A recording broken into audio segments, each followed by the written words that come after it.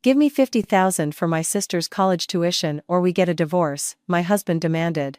Snatching my money after I got a $60,000 bonus from my office and handing me divorce papers. Then my mother-in-law chimed in. Give it to him, don't be so selfish.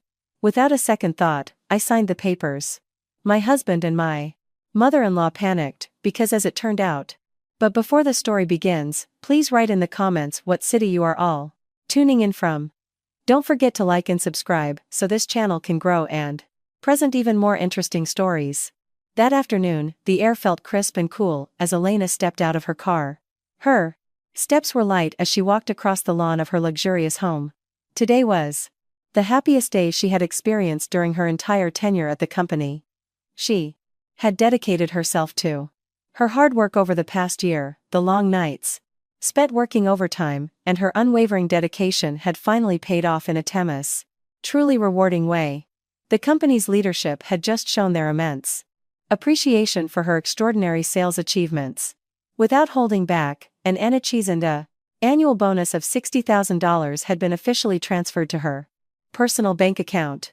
To Elena, this was not just a number, but tangible proof that a woman like her, the daughter of immigrants, could stand tall and compete for the highest achievements in the corporate world. She imagined using the money to expand her side business and save for her future, a shield for her own security. Elena smiled broadly as she straightened her clothes, preparing to share the joyful news with her husband, Kevin, and his mother, Sharon, who lived with them. Elena opened the front door with a burst of enthusiasm. In the living room, she saw Kevin lounging on the plush sofa, remote control in hand. Across from him, Sharon was enjoying an afternoon snack, her back resting comfortably against the cushions. This scene was a daily routine Elena witnessed every day upon returning from work. Kevin had been without a steady job for the past several months, spending his days at home without engaging in any productive activities. Elena had always been patient, shouldering the entire household's financial burden alone. She never complained, believing that marriage was about supporting each other through good times and bad. She always made sure there was food on the table, the utility bills were paid on time, and her mother-in-law's needs were well met. However, Elena's kindness had slowly been misinterpreted by her husband and mother-in-law as an obligation they could exploit at any time. Elena approached the living room and greeted them both with a cheerful and friendly voice. Kevin only glanced at her briefly without moving from his position. His gaze returned to the television screen in front of him. Sharon also just mumbled a soft reply to her daughter-in-law's greeting without looking away from the snack container on her lap. Elena did not mind their cold attitude, as she had grown far too accustomed to such treatment. She immediately sat in the single armchair near Kevin and placed her work bag on the glass coffee table in the center of the room. Elena took a deep breath, trying to contain her excitement. She stared intently at her husband's face, hoping the news she was about to share would bring a spark of happiness, warm the atmosphere in the house, and perhaps motivate her husband to share her enthusiasm for building their future together. Kevin finally noticed his wife's unusual stare and slowly turned off the television. He asked what was wrong, as his wife's face was glowing, a stark contrast to the usual exhaustion she wore after a long day at work. Elena's smile grew even wider as she explained that she had just been called in by her boss and had received an annual bonus for her hard work. She mentioned the sum of $60,000 with a tone of pride and immense gratitude. Upon hearing that figure, Kevin's eyes widened as if he could not believe what he had just heard. Sharon, who had been indifferent, suddenly sat up straight and stopped chewing. The once quiet and cold living room instantly became tense, filled with gazes of life, intense interest and greed from the mother and son. Kevin immediately shot up from the sofa and walked towards the chair where Elena was sitting. A wide, yet cunningly meaningful, smile spread across his face. Without asking for permission, Kevin's hand snatched Elena's work bag from the glass table. Elena was shocked by her husband's rough action and tried to stop him, but Kevin was much stronger. He frantically emptied the contents of the bag, pulling out Elena's checkbook and debit card. Elena stood up and firmly demanded that Kevin return her personal belongings. Kevin just laughed dismissively at his wife's request and deliberately hid the word checkbook and card behind his back so Elena could not reach them. In a commanding tone, like a master to a subordinate, Kevin ordered Elena to immediately give him her PIN and transfer $50,000 to his personal account, right then and there. Elena froze, stunned by the sudden and utterly unreasonable demand. She stared at her husband with a furrowed brow and asked, for what purpose such a large sum of money was being demanded so forcefully? Kevin replied casually, as if asking for pocket money, that the money would be used to pay for his sister Tiffany's college registration. Kevin reasoned that Tiffany needed a lot of money for her education, and Elena, as a wealthy sister-in-law, was obligated to help her husband's family without asking too many questions. Elena flatly refused the request without a hint of hesitation. She stated in a loud voice that the money was the fruit of her own labor, the result of her hard work that often left her sleep-deprived, stressed about meeting targets, and utterly exhausted every day. Elena reminded Kevin in very 7-2 clear terms that she had been covering all the daily food expenses, monthly utility bills, water, and all household needs without a single cent of help from him. Meanwhile, Kevin provided none of the financial support that was supposed to be a husband's responsibility. Elena felt that the demand for $50,000 for her sister-in-law was blatant extortion, especially since she knew very well that Tiffany preferred to spend her time having fun rather than studying diligently. An argument erupted in the living room, with voices clashing. Kevin raised his voice until the veins in his neck bulged, accusing Elena of being a disobedient wife, arrogant because of her income, and ignorant of how to serve her husband's family. Elena stood her ground, not backing down an inch in the face of her husband's anger. She stared sharply into his eyes and said that the responsibility of financing Tiffany's education was fully Kevin's as her brother and Sharon's as her parent, not Elena's, who as a sister-in-law had always been taken for granted. Hearing the escalating argument, Sharon did not remain silent and immediately jumped in to defend her son. His mother-in-law approached Elena, her face red with anger. Sharon pointed her finger right in Elena's face and uttered words that were deeply hurtful. Give it to him. Don't be such a selfish wife. Your husband's sister needs a future, and you have plenty of extra money, Sharon snapped, her shrill voice echoing throughout the room. Sharon continued to corner Elena relentlessly, saying that all assets acquired by a wife automatically belong to the husband, and the husband had the right to use them for his family's interests. Elena tried to explain her position calmly and rationally, but the mother and son continuously attacked her verbally, giving her no chance to defend herself or offer a logical reason. The situation reached a boiling point when Kevin realized that all his arguments and yelling could not break Elena's resolve. Kevin felt his pride as a husband being trampled in front of his own mother. In a fit of rage and a desperate need to control the situation and subdue his wife, Kevin strode quickly toward their master bedroom. A few moments later, he returned to the living room with long strides, carrying a document folder. Kevin slammed the folder onto the glass table in front of her with a loud crash.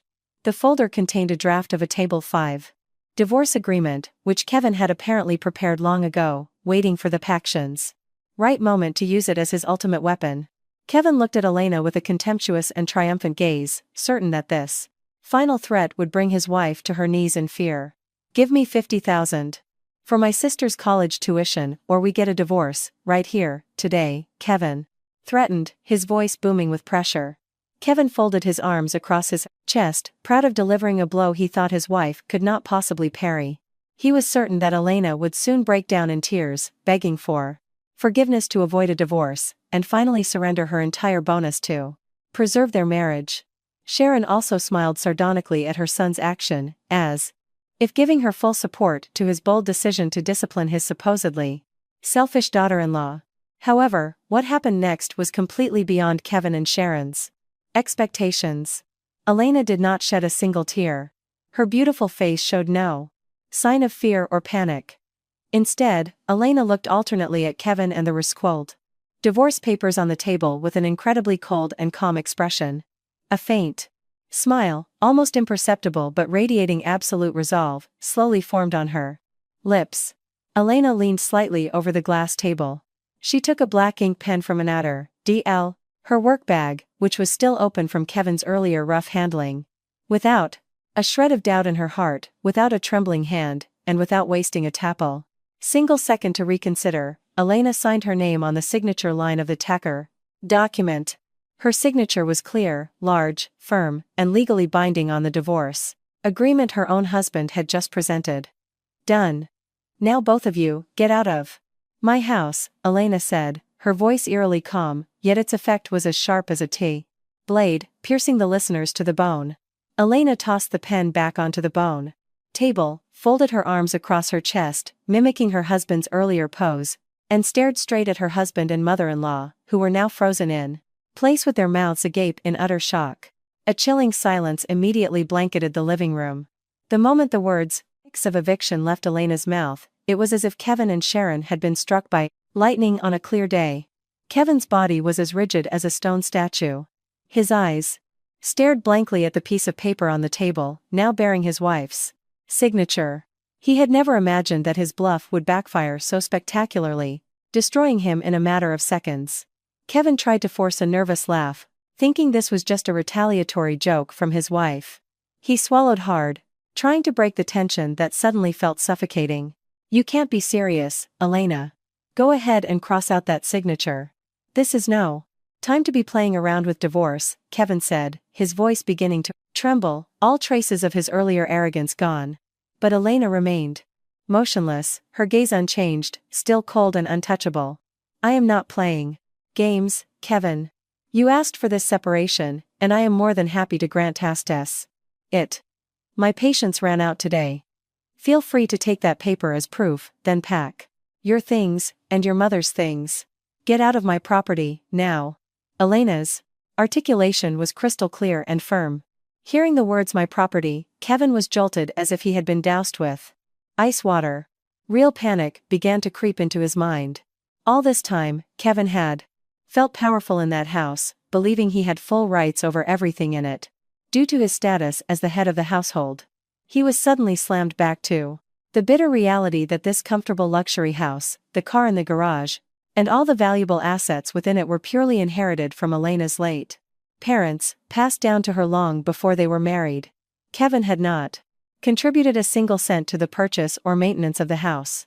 He was nothing more than a freeloader who had been living off his wife's generosity.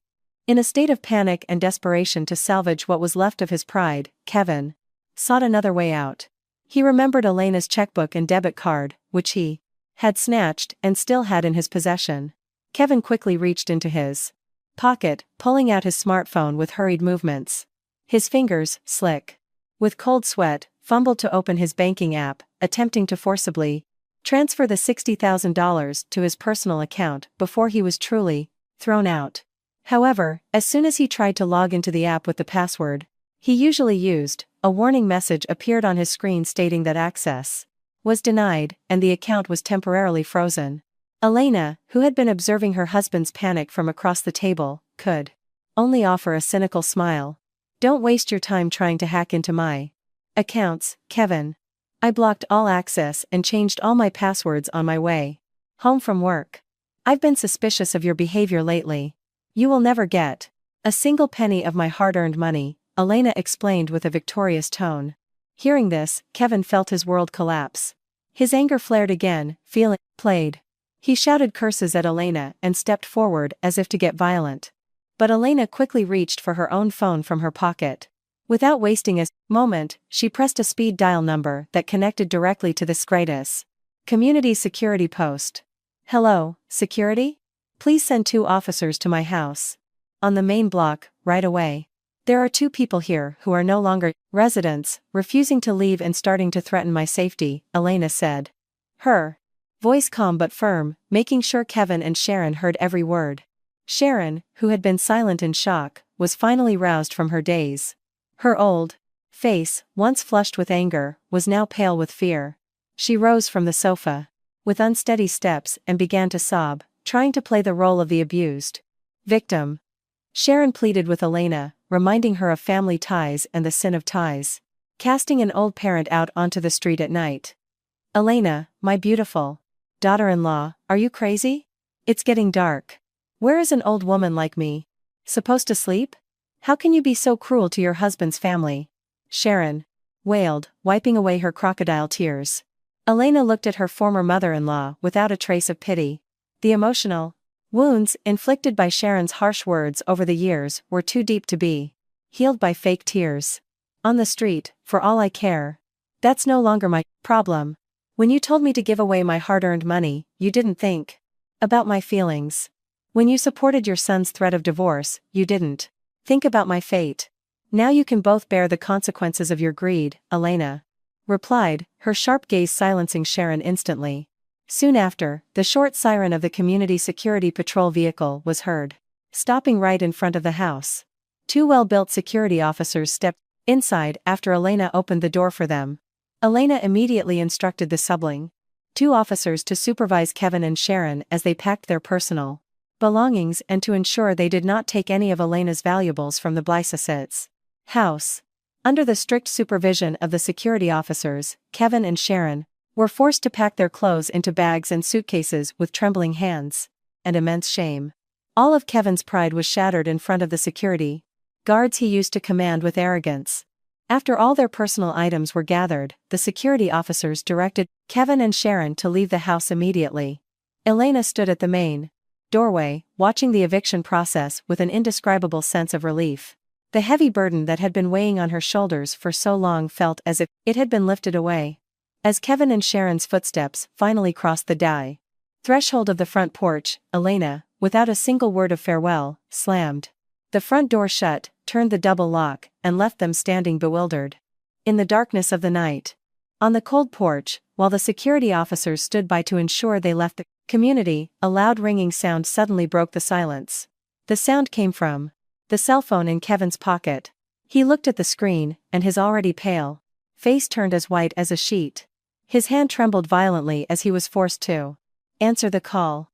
A rough, threatening voice on the other end was clearly heard, cursing Kevin's name. The call was from a debt collector for an illegal payday loan company.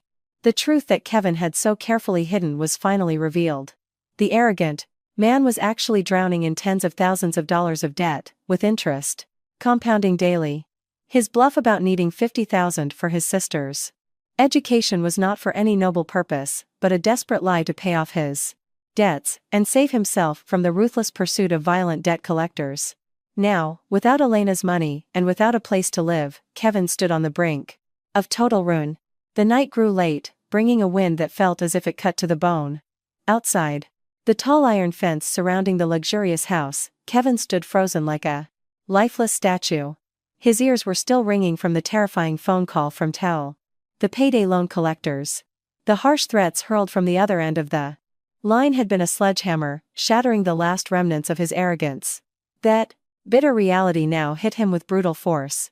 Without the financial protection of his wife, he had absolutely no way out of the tens of thousands of dollars in debt whose interest continued to balloon daily. Kevin stared blankly at the grand structure behind the iron fence. That place had been his throne, a place where he could relax and enjoy every comfort, without breaking a sweat. Now, the doors to that throne were sealed shut, locking him out with the cold night and a dark future. Beside Kevin, Sharon sat, slumped on the hard, cold curb. Various suitcases and bags filled with their clothes were scattered haphazardly around her. The middle-aged woman, who, just hours ago, had shouted with such arrogance, could now only sob. Her pride was shattered into pieces as she was dragged out of the house by community security. Sharon began to lament her fate, blaming the circumstances, but ironically, she did not blame the foolishness of her own son. She felt that the world was deeply unfair because a daughter-in-law had dared to evict her own mother-in-law. In her narrow mind, all the wealth of a daughter-in-law was the absolute right of the husband's family, and Elena's act of defending her assets was considered an unforgivable sin. The overwhelming panic made Kevin lose all reason. He realized that letting the night pass without persuading Elena would be a fatal mistake. With weary steps, Kevin approached the locked iron gate. He gripped the bars with his trembling hands and began to shake it violently while shouting his wife's name. Kevin cast aside the last vestiges of his pride. He knelt on the asphalt, bending his knees deep, and began to plead with a heart-wrenching voice. He begged Elena to tear up the divorce agreement and open the door for him. Kevin cried out that he was sorry, that he was under immense stress and had misspoken, begging for a second chance for the sake of their marriage. Hearing her son's cries, Sharon also got up and staggered towards the gate. She held onto the iron bars, her face wet with tears. Sharon began to join in, shouting Elena's name, using the emotional manipulation she had always relied on. She begged for mercy in the name of her old age, her frail health, and the Marley sanctity of marriage.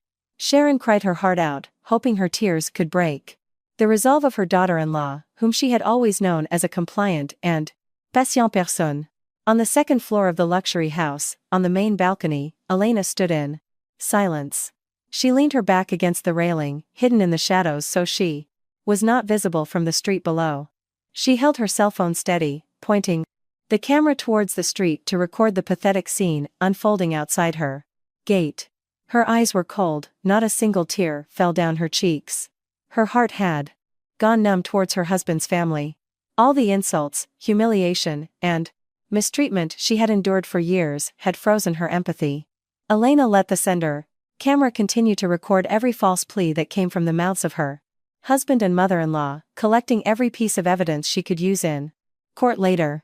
In the midst of the cries and pleas from outside the gate, an Uber stopped right behind Kevin. A young woman jumped out with an annoyed expression. It was Tiffany, Kevin's sister. Tiffany approached, hastily, ignoring the pile of suitcases scattered on the sidewalk. Her gaze was fixed on her brother, who was kneeling in front of the gate. Tiffany stood with her hands on her hips, her breath ragged with suppressed emotion. She did not care about the pathetic state of her mother and brother in the cold night. Tiffany's mind was focused on one thing, the promise of thousands of dollars her brother was supposed to give her today. Kevin, what are you doing sitting on the street like that? Where's the money? You promised it would be ready today, Tiffany yelled, her high-pitched voice cutting through her brother's wails. Kevin turned around, his face a mask of shock at his sister's arrival at such an inopportune moment. He quickly stood up and tried to silence his sister with a hand gesture, hoping she would leave. Before the situation became even more complicated, Kevin hissed quietly, telling his sister to be quiet and get lost because he was trying to persuade his wife to take them back. But Tiffany, who had been spoiled since childhood and never denied anything, grew even angrier at her brother's evasive attitude. How can I be quiet, Kevin? Don't you dare try to fool me. You promised you would ask Elena for the money today. You said the money was for the down payment on my new car, so I wouldn't have to take the bus to campus anymore, Tiffany exploded, her words tumbling out uncontrollably. Kevin panicked. He tried to pull his sister's arm to get her away from the gate, but Tiffany pushed him away roughly. The argument between the siblings erupted on the street. You're a liar, Kevin. The money wasn't for me, was it? You were going to use it to pay off your mounting payday loan debts. I know everything from your friends who keep calling to collect. You used me as an excuse in front of Elena to get the money, but you're the one trapped in tens of thousands of dollars of debt. Tiffany screamed in fury, unaware that her voice was echoing through the iron gate of the house. On the dark balcony, the corner of Elena's mouth curved into a faint, deadly smile. Her finger was still pressing the record button on her phone's screen. The entire explosive argument between Kevin and Tiffany was captured with perfect clarity, both video and audio. The big lie about college tuition was finally exposed by Tiffany's own mouth. Elena now had solid, undeniable proof that her husband was not just a lazy freeloader, but also a liar willing to use his own sister's name to steal his wife's assets to cover up his personal problems. This recording was more than enough ammunition to destroy any defense Kevin might dare to mount in the future. After realizing their screams and tears were fruitless, Kevin and his family finally gave up. With their remaining energy and an overwhelming sense of shame from being watched by a few security guards from a distance, they dragged their wason of heavy suitcases down the dark street. They were forced to find temporary shelter, as they had no relatives willing to take them in on such short notice. With the last few dollars in Kevin's wallet, they finally found a temporary place to stay. A simple rented room in a rundown, densely populated motel on the outskirts of the city. The room was cramped, stuffy, and had minimal ventilation. The walls were grimy with damp stains, and the floor was covered with a worn-out plastic mat. Sharon immediately began complaining as soon as she entered the room. She moaned in Pain as her back had to lie on the hard surface, a stark contrast to the expensive spring mattress she was used to at Elena's house. Tiffany also grumbled nonstop, fanning her face with an old newspaper while protesting the heat in the room, which had no air conditioning. Throughout the night, the small room was filled with the sound of complaints, nagging, and blame being thrown between the mother and her children. Kevin chose a dad to sit alone in a corner, hugging his knees. He could not close his eyes. His phone vibrated continuously in his pocket, delivering threatening messages from the debt collectors. They started sending pictures of Kevin's face paired with humiliating captions, threatening to spread them to his entire contact list. Next morning, if the payment was not made. The next morning, Kevin woke up with red eyes and an aching body. He had one last plan to save himself: to collect his monthly paycheck from his job. Kevin quickly tidied his clothes and headed to his office building. Throughout the dash-in journey, he felt anxious, his heart pounding. Upon arriving at the office, he did not go to his desk but headed straight to the Human Resources Department. He planned to withdraw his entire salary in cash so it could not be tracked or automatically deducted by the bank to pay his loan installments. Kevin knocked on the HR department door and walked in with a forced smile. However, his smile vanished when he saw the sharp, cold gaze of the HR director, sitting behind a large desk. On the desk was a thick stack of documents that seemed to be the company's financial records. The HR director motioned for Kevin to sit down without any warmth and immediately threw a white envelope in front of him. The envelope felt light, not like an envelope full of cash that Kevin had been hoping for.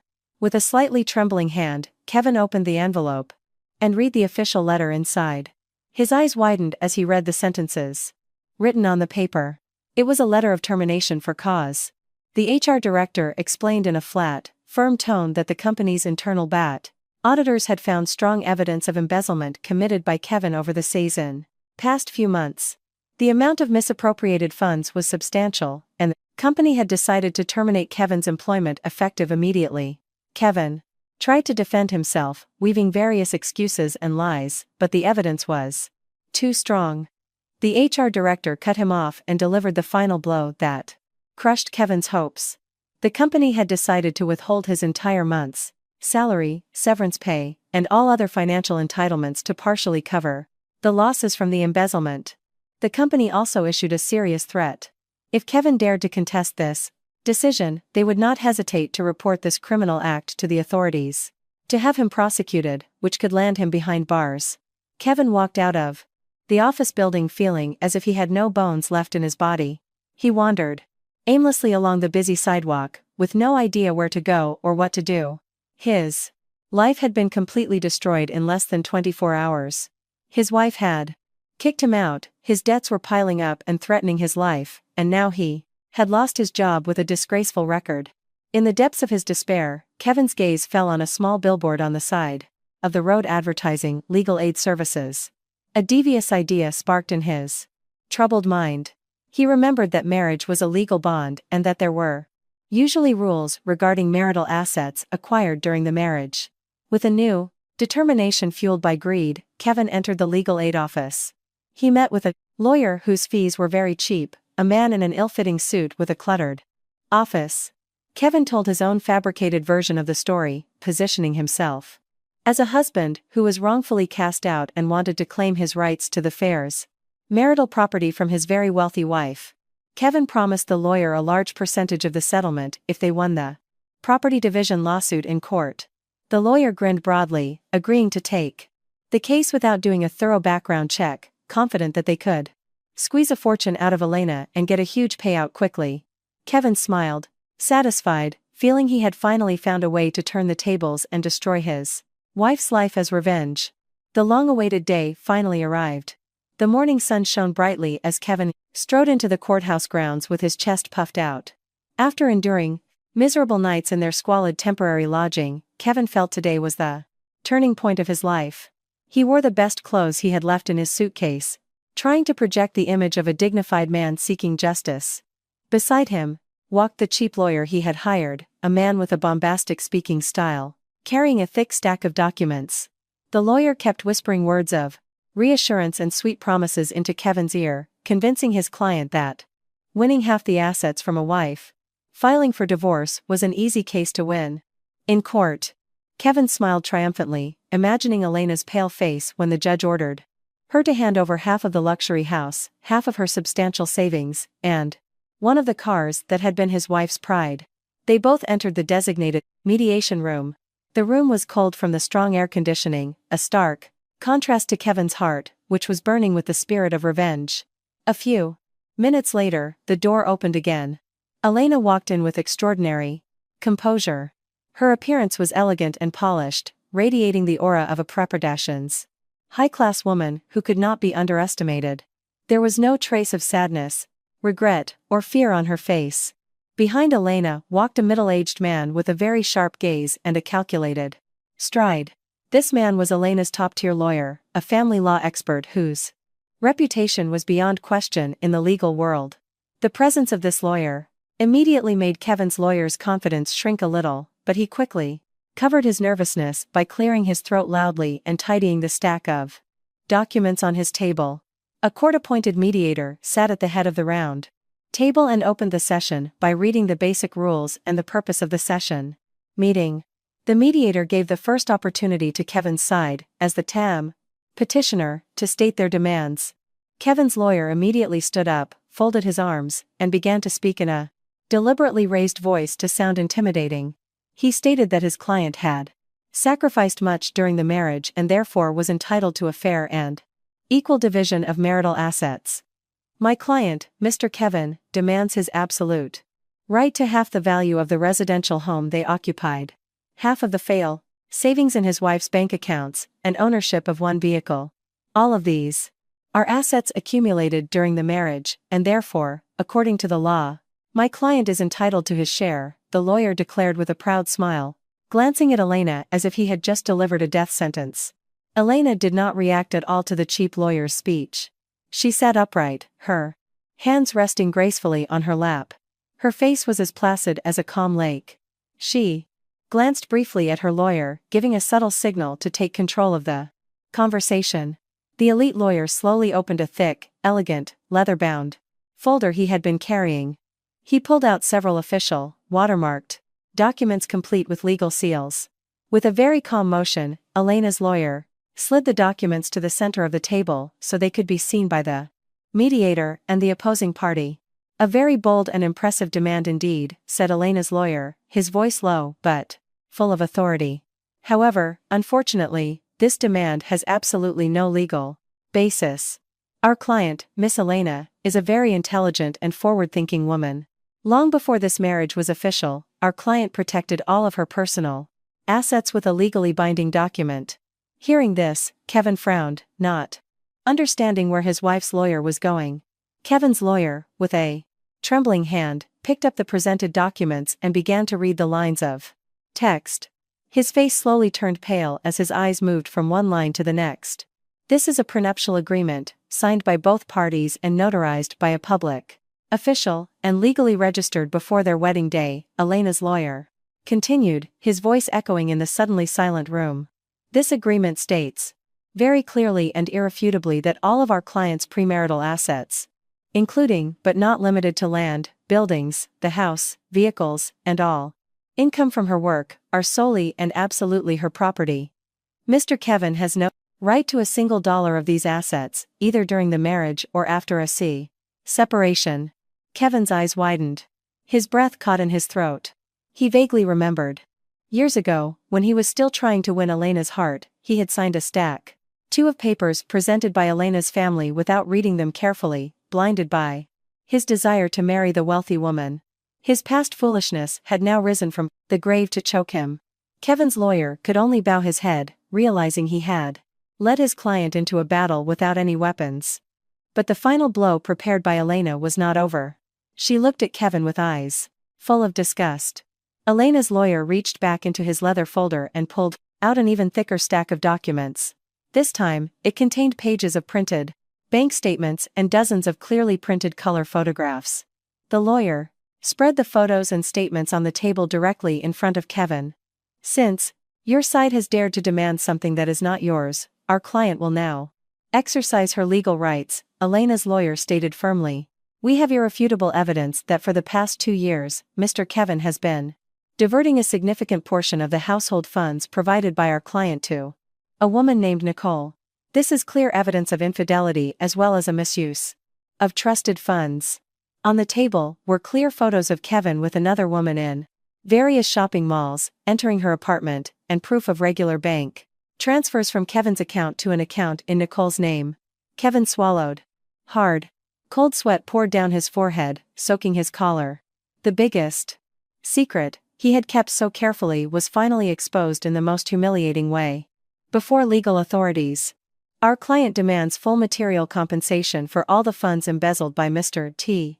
Kevin to finance his mistress, Elena's lawyer continued without mercy. If Mr. Kevin is unable to repay these funds within the specified time, we will not hesitate to report this case as criminal fraud and embezzlement within a B.S.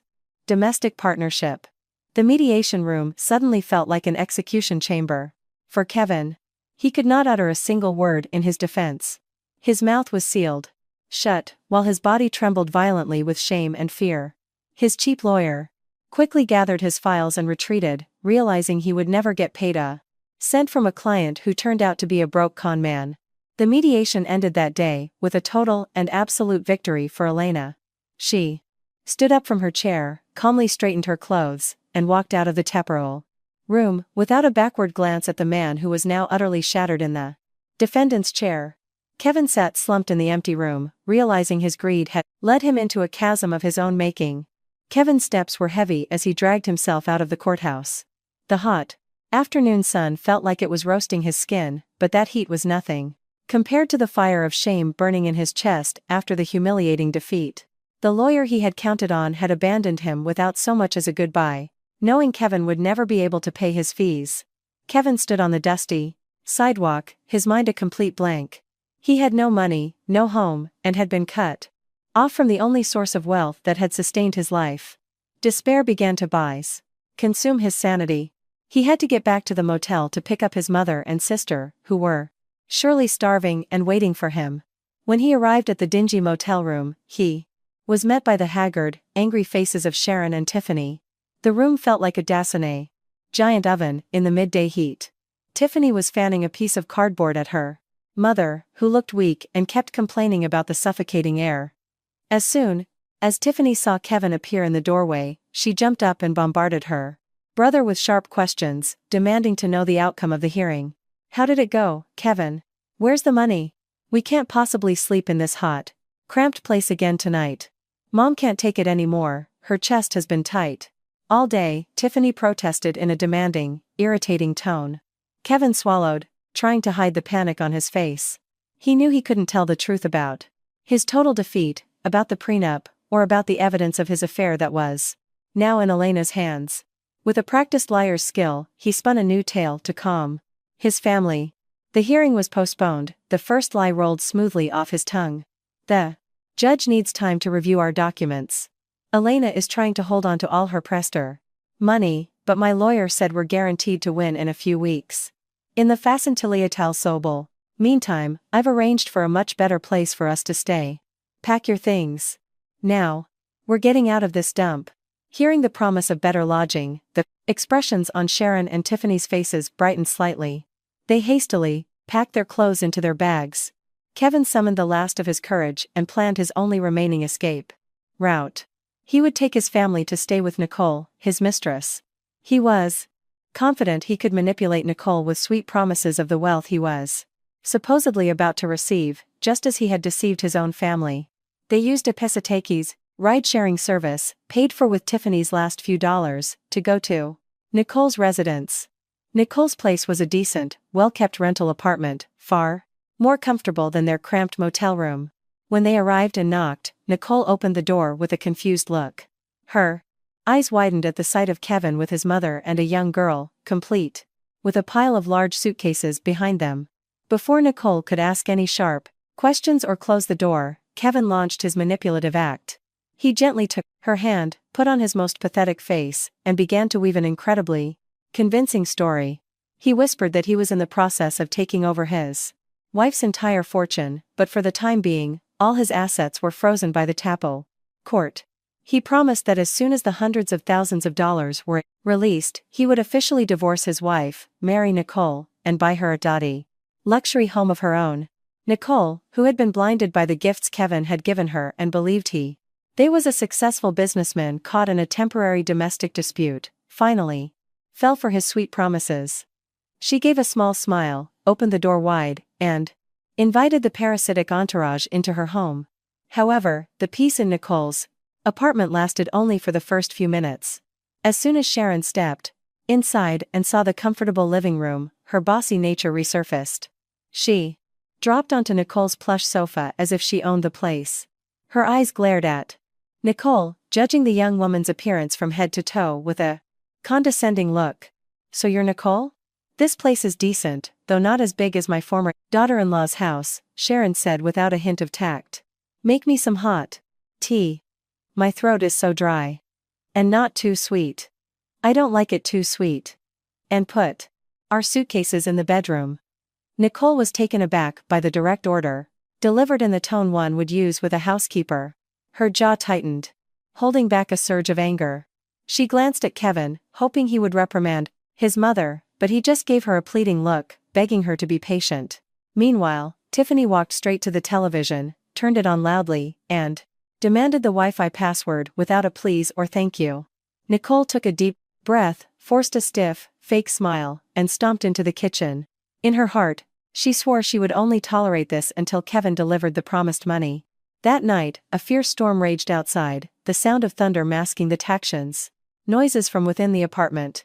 Kevin, Sharon, and Tiffany were fast asleep in the living room, having taken over the floor mattress and sofa.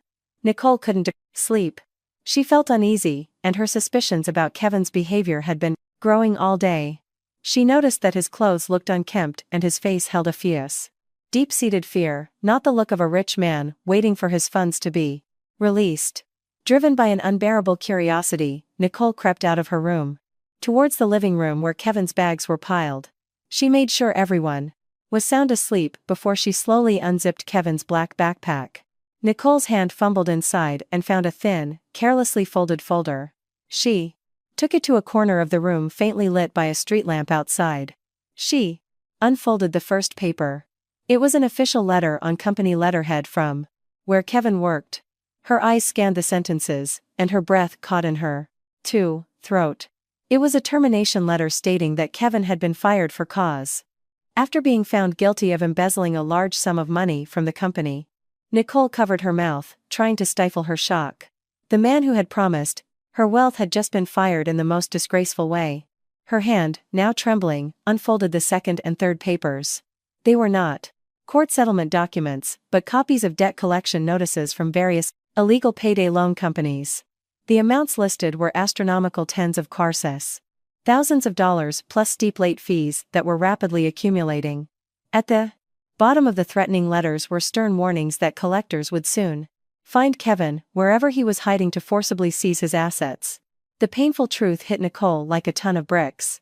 The man snoring in her living room was not a wealthy businessman fighting for his fortune. Kevin was nothing more than a master con man, a poor, unemployed man drowning in massive debt, and a fugitive from dangerous loan sharks. The sweet promises of a luxury home and hundreds of thousands of dollars were just empty words to exploit her kindness. Nicole's face flushed red with explosive anger. She crumpled the debt collection notices in her hand. Her eyes, full of hatred, glared at Kevin, who was still fast asleep, unaware that the real storm of his destruction was just beginning. Nicole smirked in the darkness, planning a merciless revenge for the freeloading man and his entitled family. Outside Nicole's rental, the storm raged on.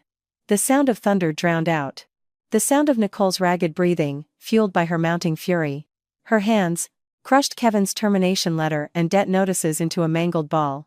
Hatred had consumed her reason. She had just realized she had been thoroughly used by an unemployed man who brought his family along to sponge off her.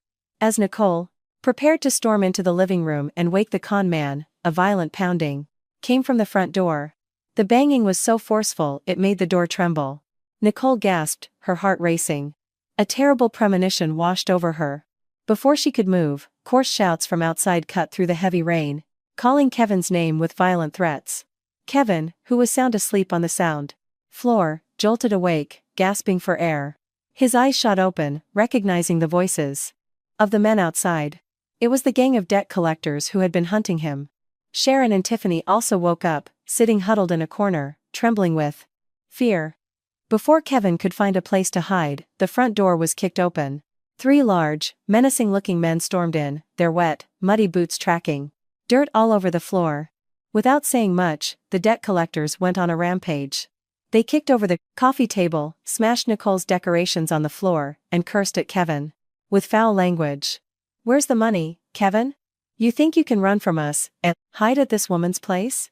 Pay your debt now or we'll destroy everything in here," barked the largest of the men as he grabbed Kevin by the collar and lifted him off the ground until his feet dangled in the air.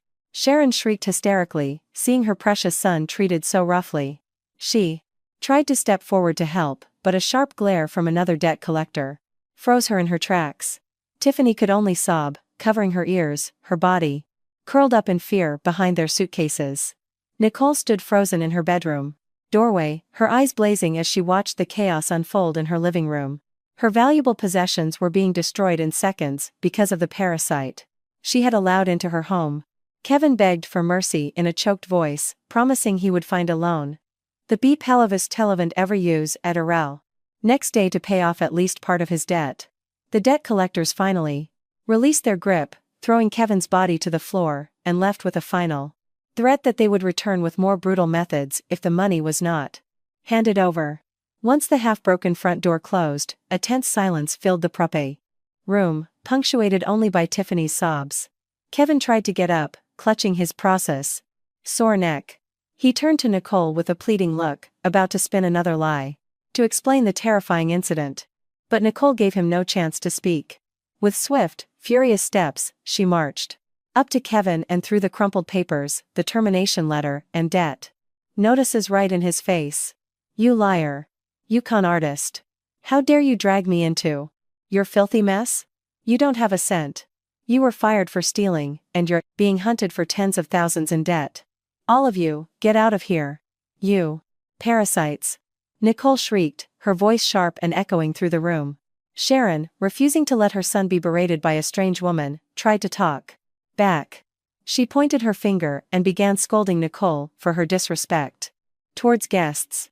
But Nicole, having lost all patience, slapped the old woman's hand away. Nicole grabbed Kevin's bag and threw it out the open door into the pouring rain. She then dragged their suitcases and threw them, one by one, onto the front lawn. Kevin tried to stop her, but Nicole was faster.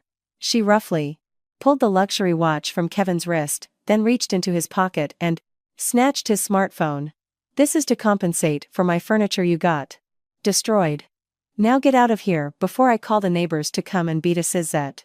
Con artist like you," Nicole threatened, shoving Kevin's body out the door.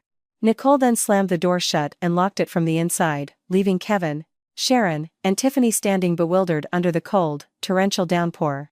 They had nowhere to go, no shelter, and no money to even call a ride. Kevin picked up their scattered clothes from the open suitcases, his eyes staring blankly into the dark night. The 3 of them were forced to walk down the 7 flooded streets, searching for a closed storefront to find some cover from the tepalo, bone-chilling wind. Their clothes were soaked, clinging coldly to their shivering bodies. Sharon stumbled along behind her children. Her mind was in turmoil, struggling to process the relentless series of blows that had struck her in one night. Her son was a debt-ridden con man, her wealthy daughter-in-law had thrown her out, and now, she was a homeless person on the street. The extreme mental stress, combined with the freezing temperature, was too much for Sharon's body to handle. Suddenly, the old woman clutched the left side of her head. Her face contorted in immense pain, and then her body collapsed onto the waterlogged asphalt. Kevin and Tiffany screamed hysterically, seeing their mother faint. They shook her body, but there was no response. The left side of her face looked stiff, and her breathing was heavy and labored. Sharon had suffered a sudden stroke, brought on by the overwhelming stress. Kevin wailed in the middle of the rain, desperately trying to find help on the completely deserted street. He had no car, no phone, and not a single dollar to get his mother to a hospital. That night became their longest and most torturous ordeal, an instant and fitting punishment for all the arrogance and cruelty they had shown Elena. A grim morning greeted Kevin in the hallway of a low-income public hospital. The pungent smell of antiseptic, mixed with the scent of a newly mopped floor, made his stomach churn. After begging a passing pickup truck driver for mercy, the Fours Senetal B. Previous night, Kevin had finally managed to get his mother to the emergency room. The doctor confirmed that Sharon had suffered a severe stroke affecting the foreleg, the entire left side of her body, a result of sudden, extreme stress. Now, his mother lay stiffly on a narrow cot in a crowded ward. An oxygen tube was attached to her nose, and her eyes stared blankly. Tiffany sat crying on the floor next to her mother's bed. Her clothes were still damp from the night's rain. Both of them were starving, but they had no money to buy food or even a drink. A nurse approached Kevin and handed him a bill, detailing the initial treatment costs that needed to be paid immediately, so his mother could receive further medical care, including crucial medication. Kevin's eyes blurred as he stared at the numbers on the paper. The amount was in the tens of thousands. To Kevin, that sum felt like an impossible figure. No friends would lend him money, he had no job, and he had nothing of value to sell. A profound despair choked him, making it hard to breathe. With his sanity at its breaking point, Kevin realized that the only person in the world with the financial means to save his mother's life was his ex-wife, Elena. Kevin left the hospital and walked along the sidewalk under the Kevin left Elena, increasingly hot sun. His clothes were shabby, wrinkled, and smelled foul from being rained on. He looked exhausted, with dark circles under his eyes, and his feet dragged with every step. He made the long journey to the office building where Elena worked. Upon arrival, Kevin didn't dare enter, knowing the security guards would surely throw him out given his disheveled, beggar-like appearance. He chose to squat near the building's exit gate, waiting patiently for his ex-wife's car to pass. Time seemed to crawl by. Kevin's stomach ached with hunger, and his legs grew numb from squatting for so long. Towards the evening, his patience finally paid off. Elena's gleaming car moved slowly out of the Repasel building's driveway towards the main gate. Kevin's heart pounded. He quickly stood up and, without any regard for his own safety, jumped into the middle of the road, stretching his arms out wide to block the car. The driver, who was Elena herself, was forced to slam on the brakes, the tires screeching against the asphalt. Seeing the car stop, Kevin ran to the driver's side door. He knocked frantically on the window, his face streaked with desperate tears. He pressed his face against the tinted glass, hoping Elena could see his broken state. "Elena, please help me. Mom is in critical condition. At the hospital. She can't move. Please, lend me money for her treatment. I need your money, right now. I'm begging you, forgive me for everything, Elena," Kevin wailed, his voice hoarse, groveling like a wounded animal. Kevin even dropped to his knees in a puddle of rainwater by the side of the side road. He knelt beside the car door, clasping his hands in front of him, begging for mercy from the woman he had exploited and belittled for years. Kevin had truly thrown away all his remaining pride, willing to be her doormat as long as he got the money to save his mother's life. Inside the cool, comfortable car, Elena stared at the pathetic figure outside her window with an expressionless face. There was not a shred of pity left in her heart. She remembered all too clearly his arrogant face as he threw the brazen divorce papers at her and the sharpness of Sharon's tongue when she called her selfish. The suffering they were now experiencing was the harvest of the seeds of greed they themselves had sown. With a slow and deliberate motion, Elena pressed the button to lower her window, just a crack. Seeing the window open, a glimmer of hope lit up in Kevin's eyes. He moved his face closer, ready to utter 1,000 words of thanks, certain that the kindness he had always exploited would save him once again. But that hope was shattered when he saw Elena's right hand extend through the gap. Her hand was not holding a wad of cash or a check. Between her thumb and forefinger was a single, dull quarter. Elena looked directly into Kevin's swollen eyes. Her gaze was sharp, piercing through the shattered remains of his arrogance. With a slow motion, as if to emphasize its meaning, Elena released her fingers. The quarter fell, bounced once on the asphalt, and rolled to a stop in the dirty puddle near Kevin's knee. That's for a beggar, Elena said. Her voice flat and as cold as ice, without a fermander hint of regret. Don't you ever touch my car again. After uttering those final, devastating words, Elena raised the window until it was sealed shut. Without another glance at Kevin, she stepped on the gas and drove smoothly down the evening street, leaving the scene as if she had just brushed away a piece of dirt. Behind her, Kevin remained frozen. He bowed his head low, staring at the quarter submerged in the muddy water. He broke down completely, his shoulders shaking with sobs of useless regret. Kevin picked up the coin with a trembling finger, mourning a fate that was now worth less than a dirty coin on the street. A fitting end for a beggar of love and money, who never knew gratitude. Kevin dragged himself back to the hospital, completely broken. In his hand, he clutched a single quarter, wet with mud and his own tears. His mind was a blank slate, with no idea what excuse to give his sister, who was waiting by their mother's bedside. When he arrived at the hospital ward, he saw Tiffany sobbing on the cold floor. But another sight made the blood freeze in his veins. 2 uniformed police officers stood sternly near his mother's bed, speaking seriously with a nurse. Seeing Kevin arrive, the 2 officers turned and approached him. Without preamble, one of them stated Kevin's full name and showed him an official arrest warrant. The company where Kevin used to work had made good on their threat. Management had reported his embezzlement to the police, providing a mountain of irrefutable transaction records. Kevin was charged with corporate theft of a substantial amount and was to be taken to the police station immediately to answer for his crimes behind bars. Kevin, you are under arrest for corporate embezzlement. You have the right to remain silent. Anything you say can and will be used against you in a court of law. Please come with us now, the officer stated firmly, pulling out a pair of handcuffs. Kevin stumbled backward, his face ashen. He shook his head violently, fresh tears streaming down his grimy cheeks. He begged the officers for a little more time, explaining that his mother was critically ill and his sister couldn't possibly manage the medical bills alone. Please, just give me a little time, officer. My mother is critical. I can't just leave her.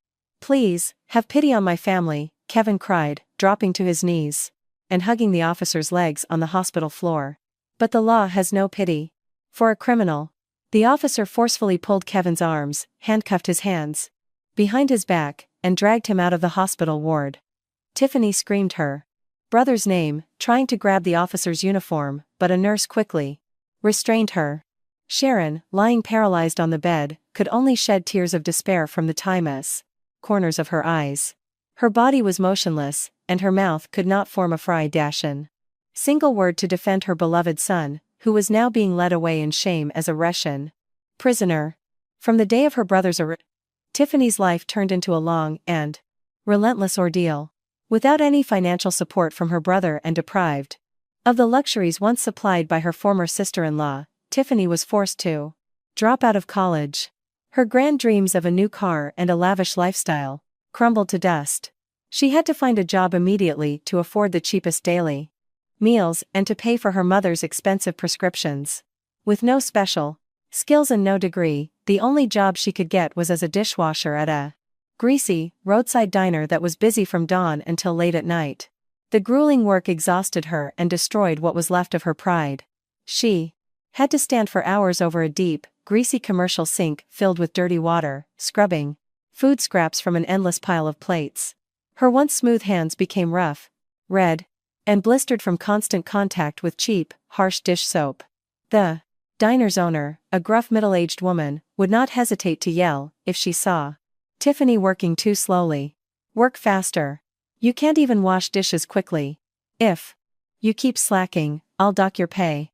There are plenty of people out there who would kill for your job, the owner snapped, kicking an empty bucket near Tiffany's feet. Tiffany hung her head low. Tears fell, mixing with the dirty dishwater. She bit her lip hard to stifle her sobs. Her mind drifted back to a time when she could easily demand thousands of dollars from her brother, money that she now realized was the fruit of the labor of the sister-in-law she had always hated and scorned. A deep, agonizing regret came too late, twisting a knife in her heart. Meanwhile, in a cold, stuffy holding cell at the police headquarters, Kevin sat huddled, his back against the hard iron bars. The room smelled of urine and was filled with other inmates who eyed him with contempt and hostility.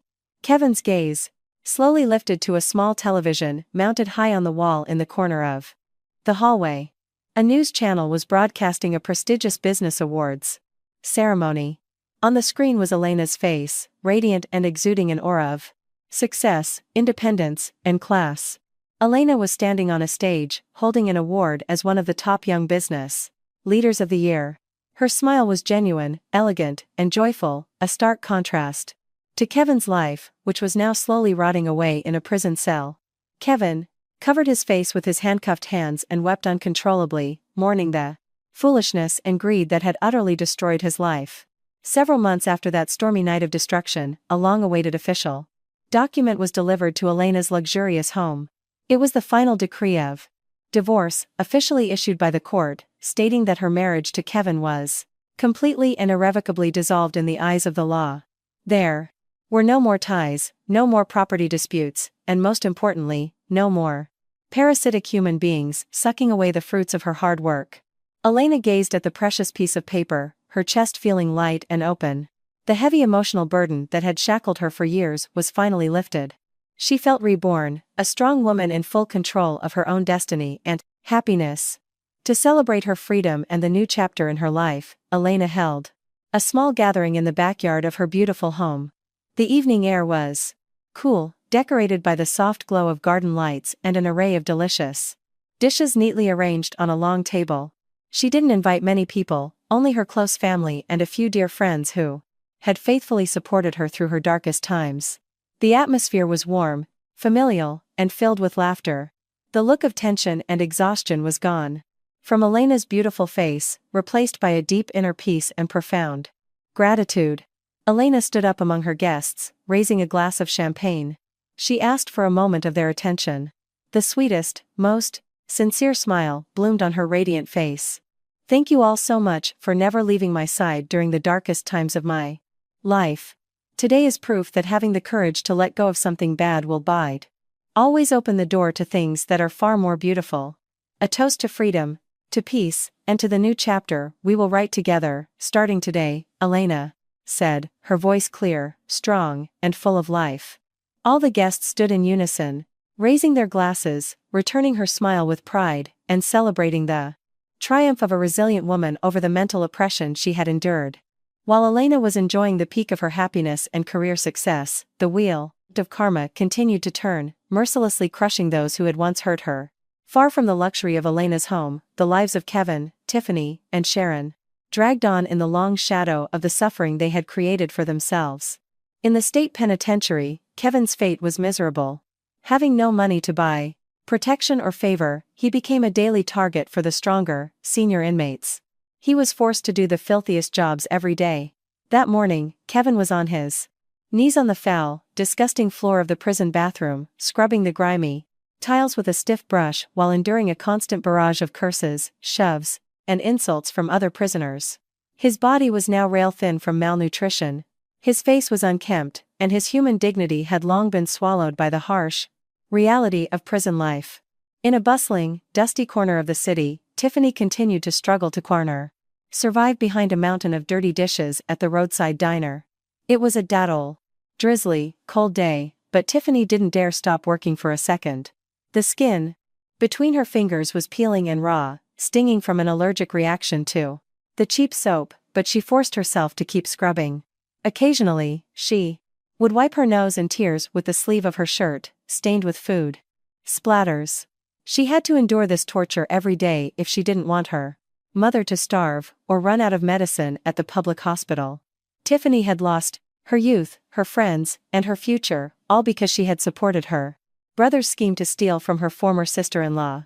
As for Sharon, the once arrogant woman who looked down on others and had a prevenal, razor-sharp tongue, she now spent her remaining days lying stiffly in a cramped bed in a government hospital. The general ward was crowded, hot, and noisy all day long. The permanent paralysis that had claimed the left side of her body had robbed her of the ability to speak clearly or move freely. Whenever the hurried nurses cleaned her with rough movements, Sharon could only close her eyes and wince in pain, unable to utter a single complaint. In the quiet of the night, bitter tears of regret would stream from the corners of her old eyes, soaking her thin pillow. Her mind replayed the memory of when she had yelled at Elena in that luxurious living room. The harsh words, "Don't be so selfish," which she had spat with such arrogance, now echoed endlessly in her ears, a phantom whip, tormenting her conscience every second. She realized, with bottomless regret, that she had thrown away a golden daughter-in-law to blindly defend a son who was nothing but a criminal and a con man. But all that bitter regret was meaningless now. Karma had collected its debt, paid in full. The story closes with Elena's confident stride as she walks back into her magnificent home after the celebration. She sits calmly in her spacious home office, turns on her computer, opens a new business project proposal, and begins to work with unwavering confidence. Elena had proven to the world that kindness, once betrayed and trampled upon, does not lead to ruin. Instead, it forges a spirit that can never again be defeated.